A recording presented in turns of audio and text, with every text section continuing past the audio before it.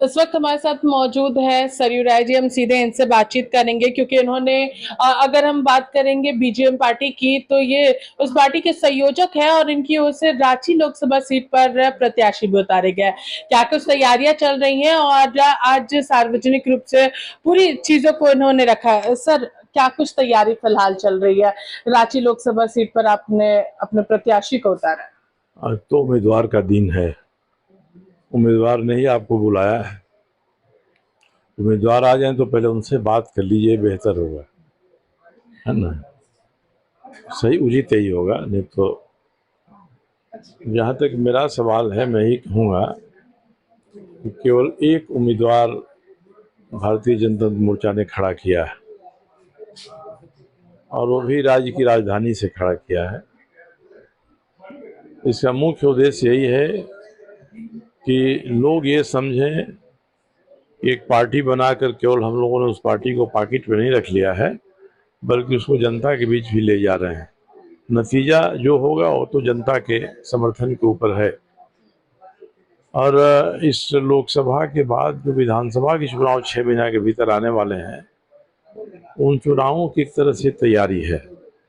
उसमें हम लोग अभी से सोच समझ कर करीब 30 से 35 सीटों पर अपना उम्मीदवार खड़ा करें, ये योजना बनी है।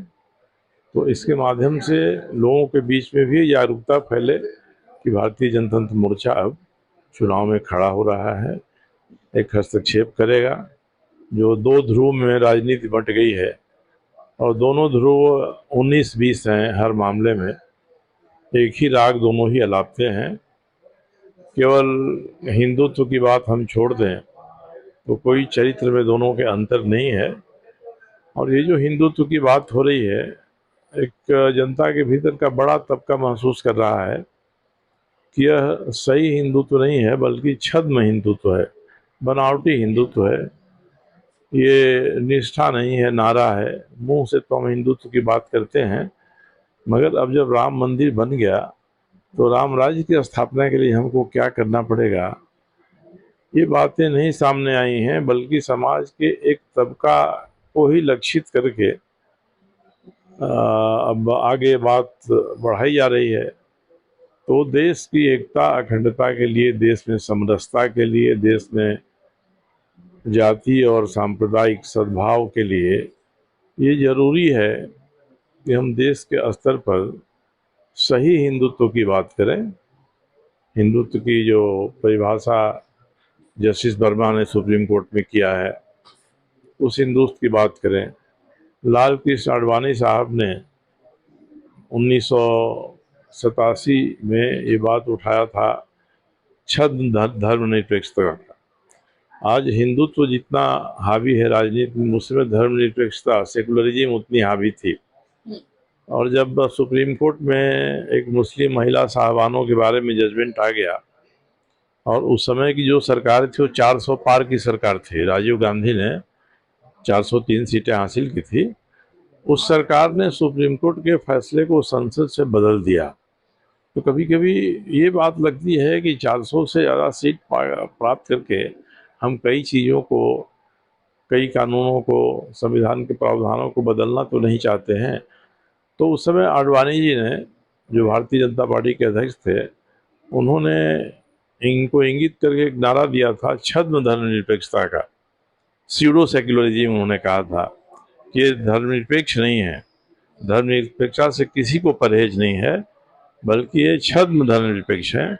उसी तरह से हिंदुत्व की जो मुख्य अवधारणा है, उससे किसी को परहेज नहीं है, मगर जो छद्म हिंदुत्व वाले हैं उनसे इस देश को लाभ नहीं है। ये कुछ ऐसी चीज़ें हैं जो हम लोग राजनीति के धरातल पर सामने लाकर कहना चाहते हैं लोगों के बीच में, ताकि लोग विचार करें।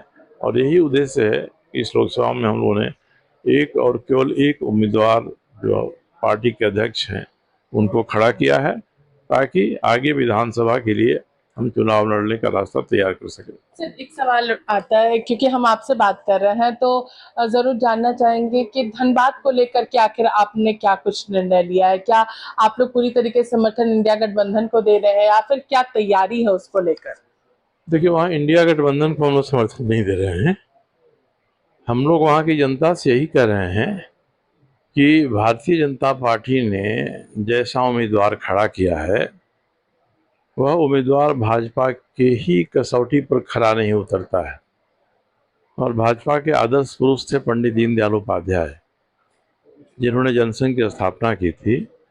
और उन्होंने कहा था कि चुनाव में उम्मीदवार तय करने में पार्टी से गलती हो सकती है, और पार्टी से गलती हो जाती है उम्मीदवार को चयन करने में, तो हमारे कार्यकर्ता और मतदाता इस गलती को सुधार दें। इसलिए मैं 2 दिन रहकर वहाँ मैंने यही प्रचार किया है कि जनता अपने विवेक से, अपनी अंतरात्मा की आवाज़ से ये तय करे कि जो 2 गंभीर उम्मीदवार हैं उसमें कौन उम्मीदवार बढ़िया है।